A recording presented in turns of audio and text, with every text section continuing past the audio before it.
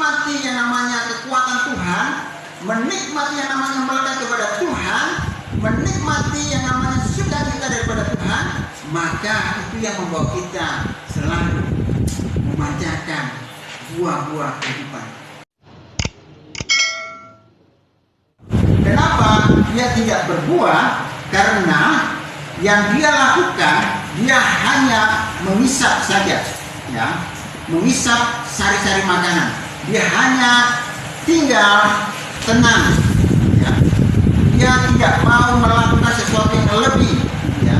Sehingga yang penting dia apa? Ya sudah, dia mengikatkan diri kepada Tuhan, ya.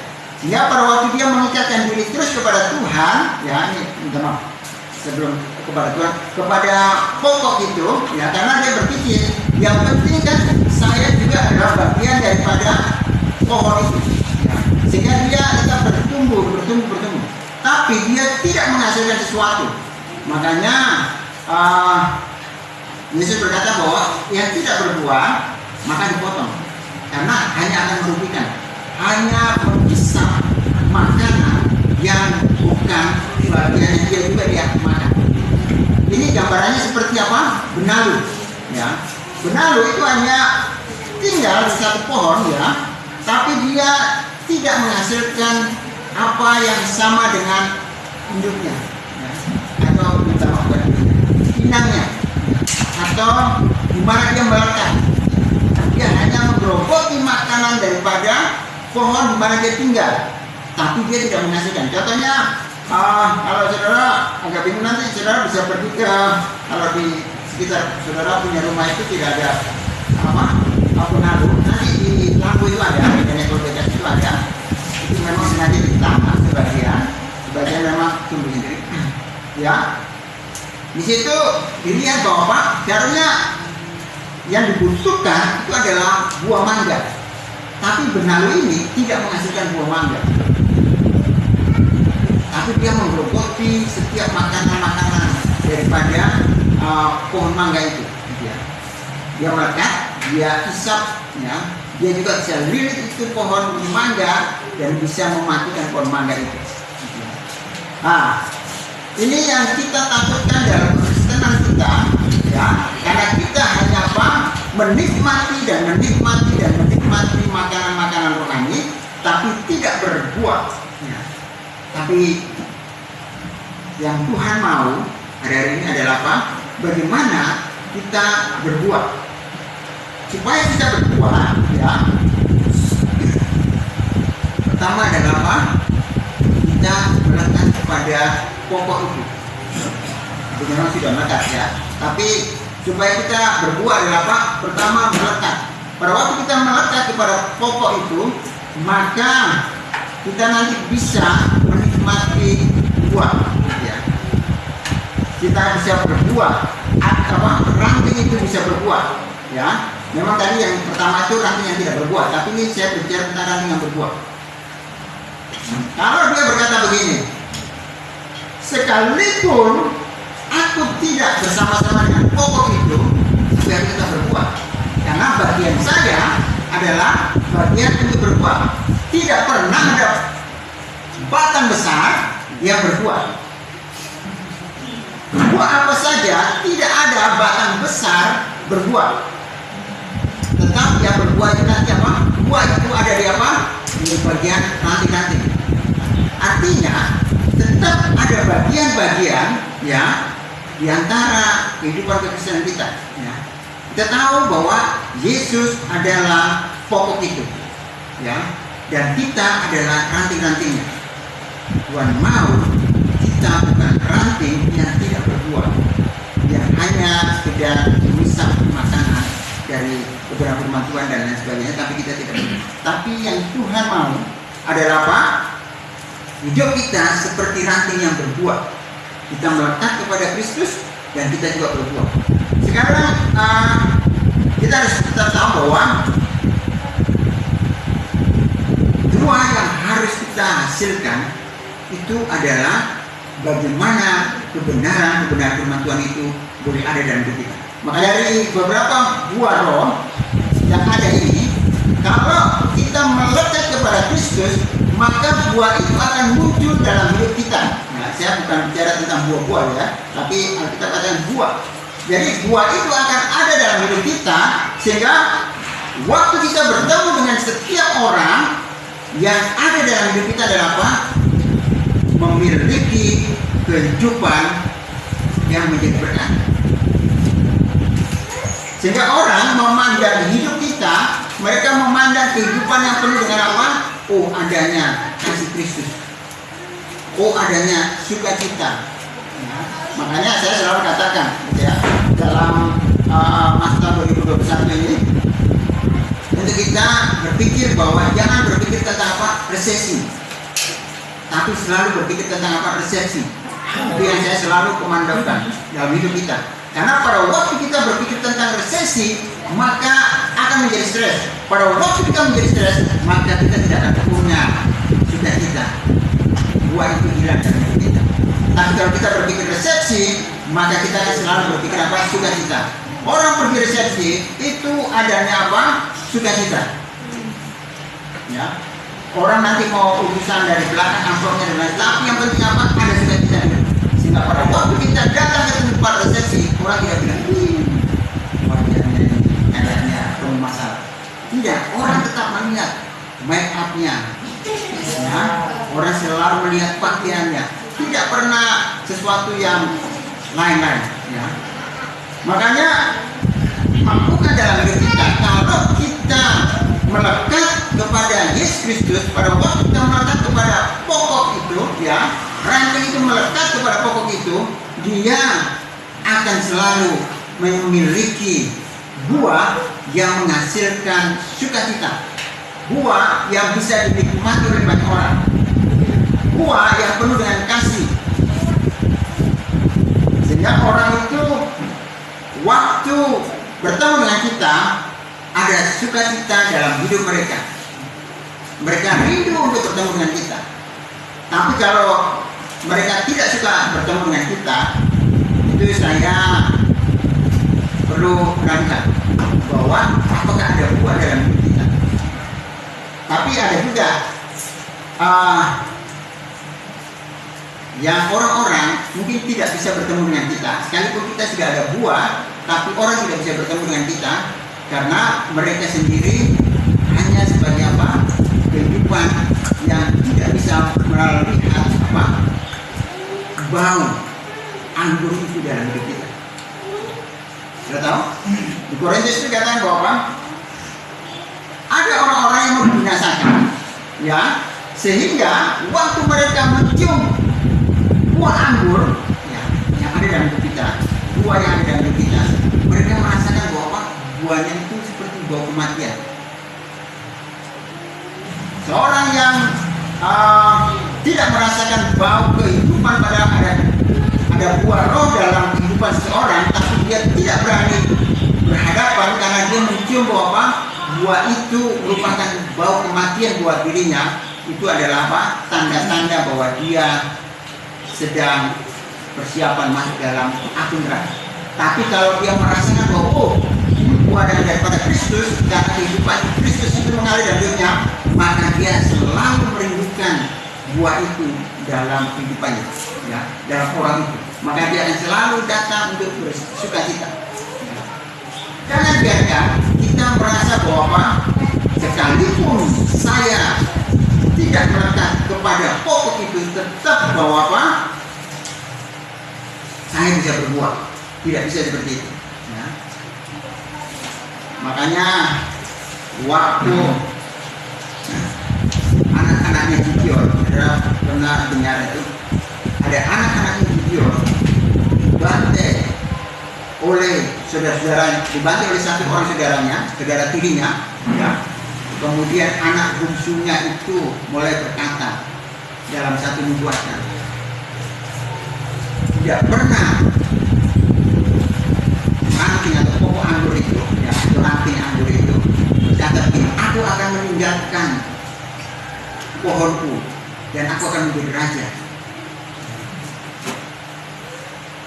Dan tidak pernah pohon kayu itu berkata, aku akan meninggalkan keluargaku untuk aku membiarkan minyakku terbuang untuk aku hanya menjadi raja. Yang hanya berkata begitu hanya apa? Putri malu.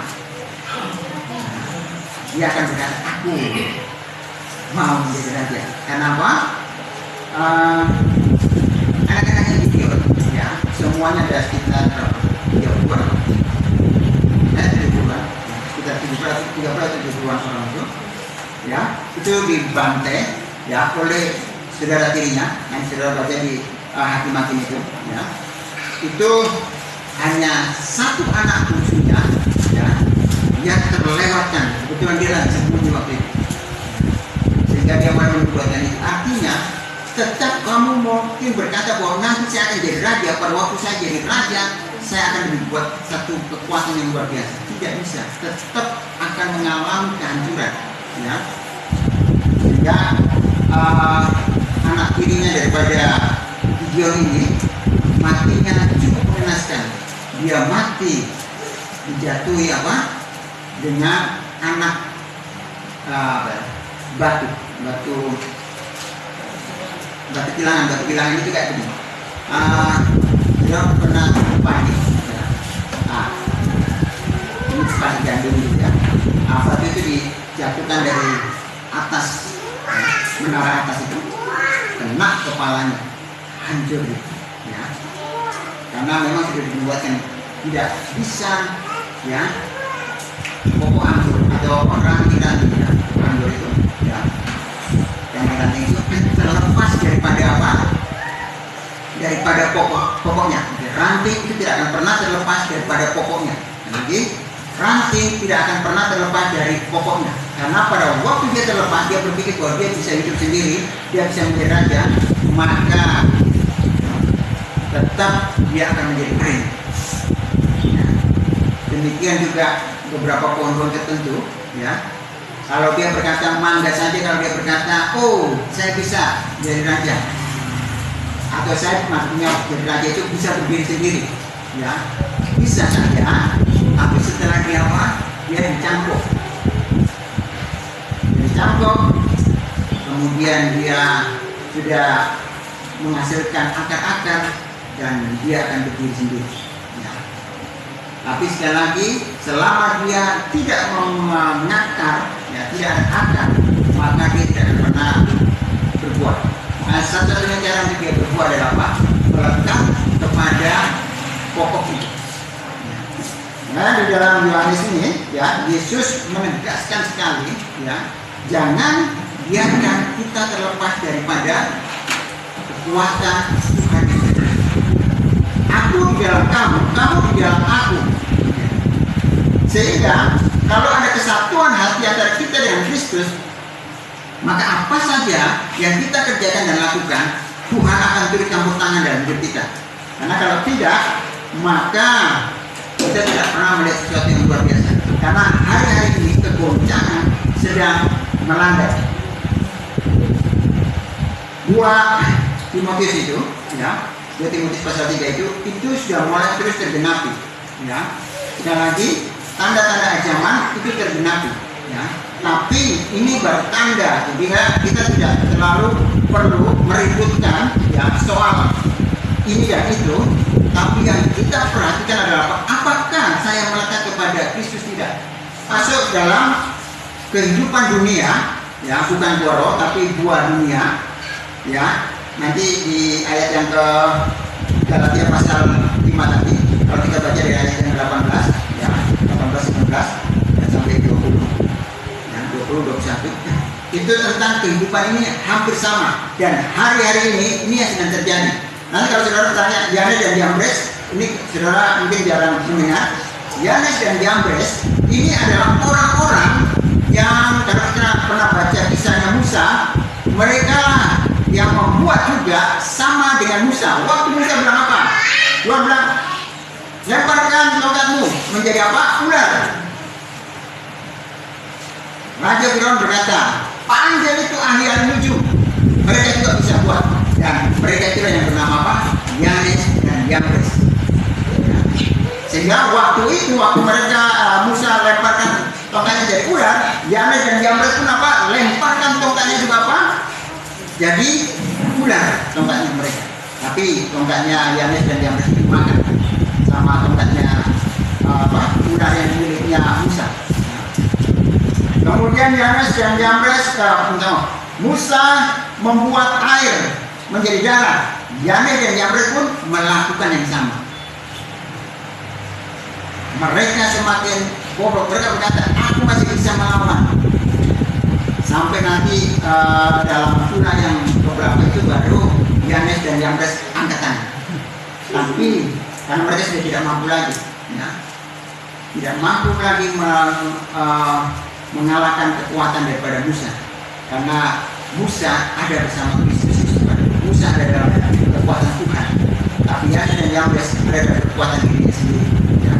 Pemberontakan itu mengikat dalam kehidupan Yanes dan Yambres. Dan hari-hari ini saudara, saya mau katakan, mari kita banyak berdoa juga, sehingga kondisi keadaan yang ada ini bukan hanya di dunia, tapi di kota kita bisa menikmati ketentraman.